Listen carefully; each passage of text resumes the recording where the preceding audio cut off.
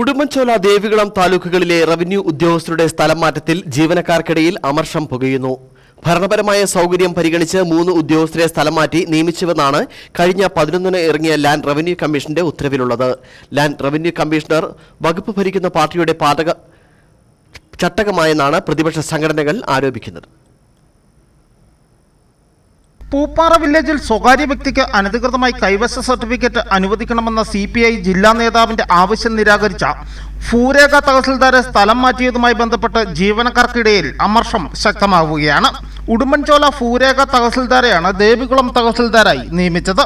ദേവികുളം തഹസിൽദാരെ ഇടുക്കിയിലേക്കും ഇടുക്കി താലൂക്കിൽ ജോലി ചെയ്തിരുന്ന ഉദ്യോഗസ്ഥനെ ഉടുമ്പൻചോല ഫൂരേഖ തഹസിൽദാരായും നിയമിച്ചിട്ടുണ്ട്. ഒരാളെ മാത്രം സ്ഥലം മാറ്റുന്നത് ഉദ്യോഗസ്ഥർക്കിടയിൽ ചർച്ചയാകാതിരിക്കാനാണ് മറ്റ് 2 പേർക്ക് കൂടി സ്ഥലം മാറ്റം നൽകിയതെന്നാണ് ജീവനക്കാർ പറയുന്നത്. ഭരണപരമായ സൗകര്യം പരിഗണിച്ച് 3 ഉദ്യോഗസ്ഥരെ സ്ഥലം മാറ്റി നിയമിച്ചുവെന്നാണ് കഴിഞ്ഞ 11-ന് ഇറങ്ങിയ ലാൻഡ് റവന്യൂ കമ്മീഷന്റെ ഉത്തരവിലുള്ളത്.